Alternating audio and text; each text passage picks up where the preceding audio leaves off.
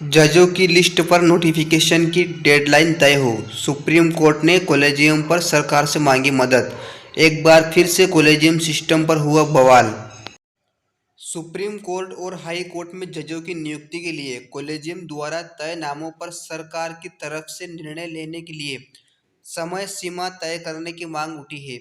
उच्चतम न्यायालय ने एक याचिका पर सुनवाई करते हुए केंद्र सरकार के वकील से कहा कि वो इस मामले में सरकार का पक्ष रखे। सुप्रीम कोर्ट ने केंद्र सरकार से कहा कि वह संवैधानिक अदालतों के न्यायाधीशों की नियुक्ति के लिए कॉलेजियम द्वारा अनुशंसित नामों की अधिसूचना जारी करने की एक समय सीमा तय करे। उच्चतम न्यायालय ने एक जनहित याचिका पर सुनवाई करते हुए अटॉर्नी जनरल आर वेंकटरमणी से कहा कि वो सरकार तक यह बात भी पहुंचाए। याचिकाकर्ता हर्ष विबोर सिंघल ने सर्वोच्च न्यायालय के उन 3 फैसलों का हवाला दिया जो सुप्रीम कोर्ट और हाई कोर्ट के जजों की उम्मीदवारी तय करने के लिए कॉलेजियम सिस्टम का आधार बने।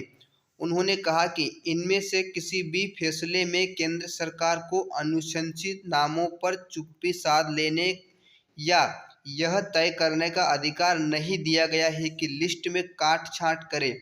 उन्होंने कहा कि सर्वोच्च न्यायालय को अपनी व्यापक शक्तियों का उपयोग करके एक समय सीमा तय करनी चाहिए। तब सुप्रीम कोर्ट बेंच ने दिखाई थी शक्ति। मुख्य न्यायाधीश डी.वाई. चंद्रचूड़ की अध्यक्षता वाली 3 न्यायाधीशों की पीठ ने याचिका में उठाए गए संवेदनशील मुद्दे को निपटाने में शीर्ष कानून अधिकारी की सहायता की मांग की थी।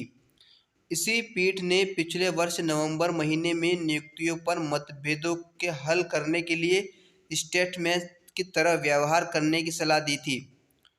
उस वक्त सरकार की तरफ से कॉलेजियम सिस्टम पर लगातार सवाल उठाए जा रहे थे।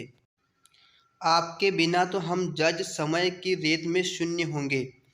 जाने सीजेआई चंद्रचूड़ ने किस लिए की वकीलों की तारीफ की।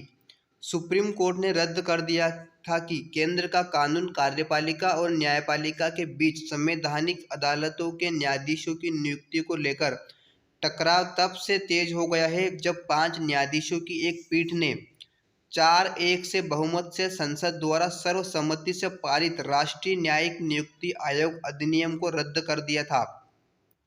सरकार ने सुप्रीम कोर्ट और हाई कोर्ट में जजों की नियुक्ति के लिए सुप्रीम कोर्ट कॉलेजियम सिस्टम को खत्म करने के लिए एक नया कानून बनाया था। तब सीजेआई ने जताई थी चिंता। दिसंबर 2019 में तत्कालीन सीजेआई एस.ए. बोबडे की अध्यक्षता वाली एक पीठ ने सरकार की निष्क्रियता पर गहरी पीड़ा व्यक्त की थी। पीठ ने कहा था कि यह किसी भी उचित अवधि की सारी सीमा खत्म हो गई। लगता है समय सीमा नाम की कोई चीज ही नहीं रह गई है। एक बार जब हम किसी एक नाम को दोबारा भेजते हैं तो सरकार को उसे नियुक्ति करना ही होगा। केंद्र सरकार को दी थी कड़ी चेतावनी।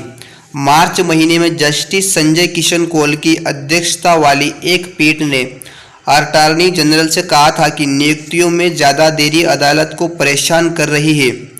बेंच ने कहा था कि यह बहुत गंभीर है और किसी भी चीज़ से ज़्यादा गंभीर हमें कठिन निर्णय लेना होगा। ऐसा नहीं करें कि हम कठोर रुख अपनाना पड़े। आगे और देरी हुई तो हम ऐसी प्रशासनिक और न्यायिक कार्रवाई कर सकते हैं जो आपको स्वीकार्य नहीं हो सकती हैं।